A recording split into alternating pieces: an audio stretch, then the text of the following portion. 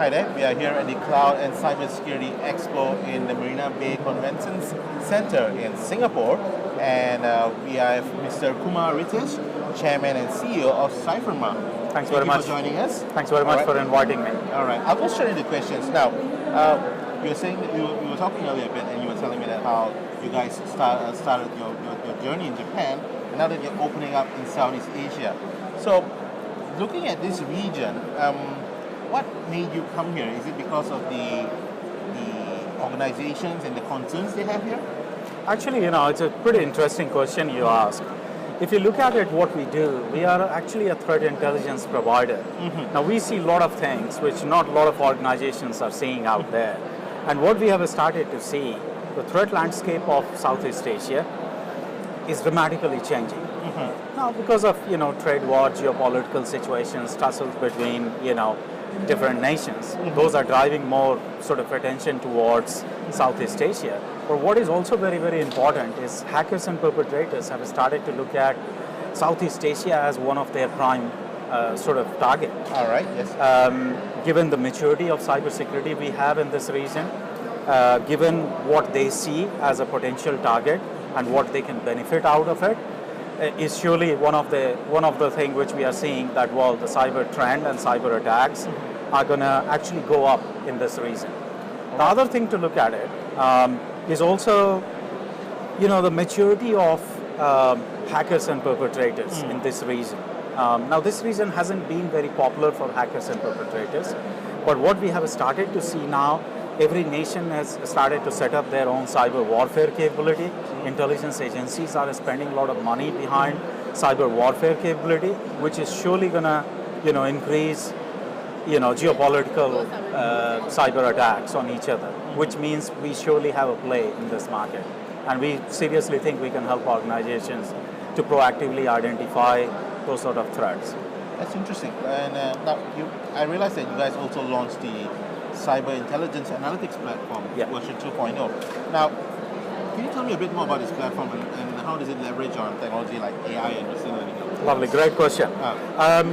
We have built this platform, and actually the real simple concept of this platform, it has got like 3 phases. Mm-hmm. It has got a data collection phase where we collect data from all different discrete sources. Mm-hmm.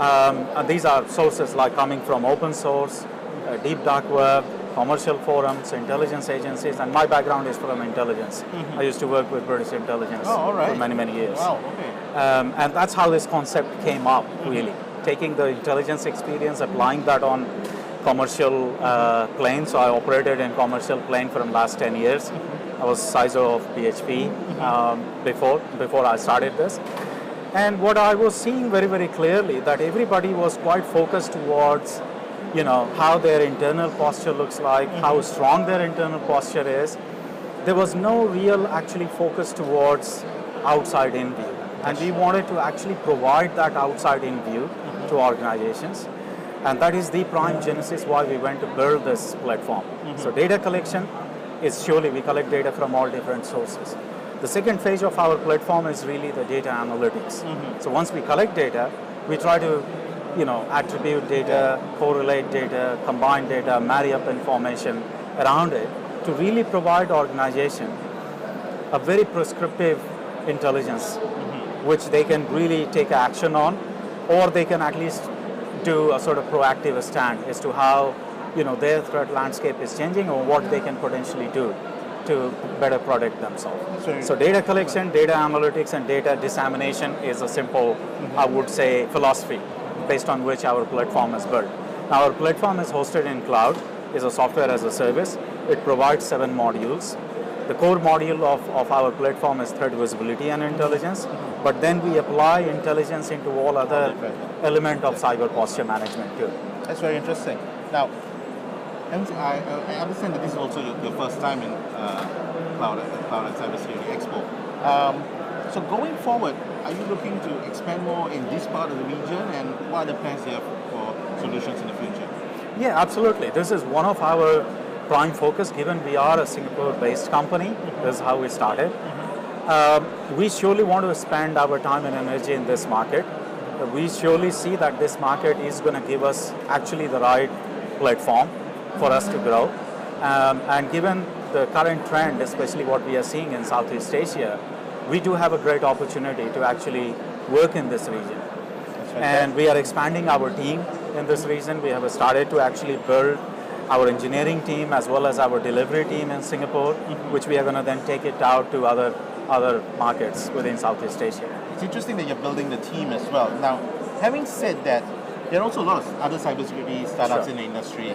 And if you look at the industry as a whole, a lot of them often end up merging or being bought over by the bigger companies. Sure. So, for Cyfirma, should the right deal come along, would you all be open up for someone to take over or to merging or something like that? It's a great question you ask. Actually, if you look at our aspiration, why did we started Cyfirma? I think I have to touch upon that to give you an answer.